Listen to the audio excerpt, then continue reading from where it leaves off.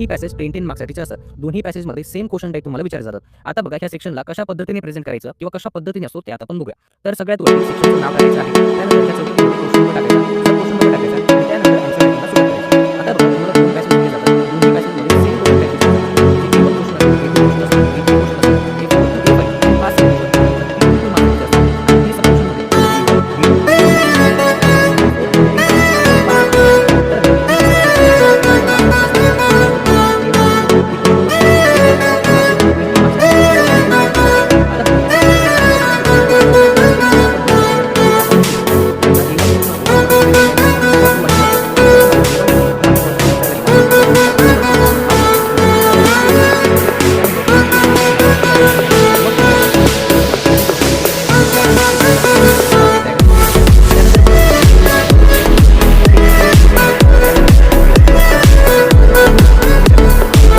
Question किती मार्क्सचे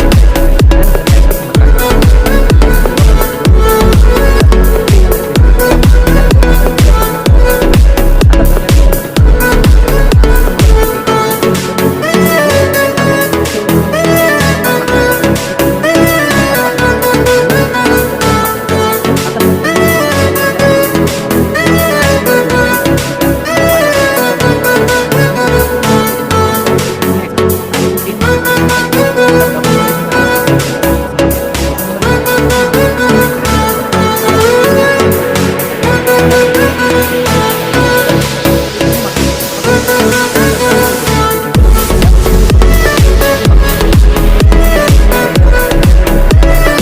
आणि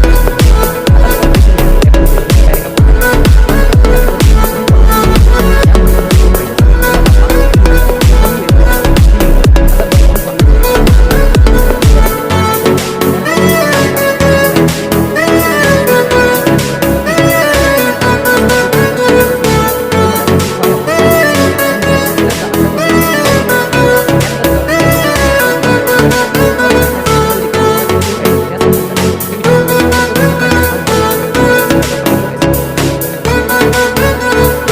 सब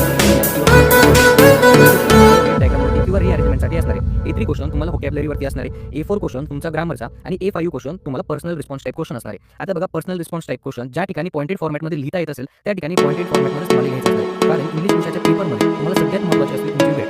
बऱ्याचशा विद्यार्थ्यांना पेपर लिहिण्यासाठी वेळ मिळत नाही. त्यामुळे बघा जिथं शक्य असेल तिथं पॉइंटेड फॉर्मॅटमध्ये यायचं आहे. यामुळे तुम्हाला इझिली प्रत्येक पॉईंटला हाफ मार्क्स असतो. त्यामुळे 2 ऑफ 2 मार्क्स इझिली मिळतात आणि तुम्हाला कमी वेळेमध्ये आन्सर हे लिहू शकतात. त्यामुळे बघा जिथं शक्य असेल तिथं पॉइंटेड फॉर्मॅटमध्ये आन्सर द्या. त्यानंतर ट्रान्सलेशन फॉर तुमचा क्वेश्चन नंबर 40 तुम्हाला समजेल. तर बघा 5 मार्क्स आता बघा समजून रायटिंग सगळ्यात तुम्हाला टायटल द्या. टायटलला 2 मार्क्स असतात. जिथे आन्सर दिसेल त्याला 4 मार्क्स. त्यामुळे बघा समजून रायटिंग टायटल समजून घ्या. त्यानंतर तुम्हाला समजून घ्यायचं. समजून 8 ते 10 ओळींमध्ये द्या. तुम्हाला किती तुमचा हँडरायटिंग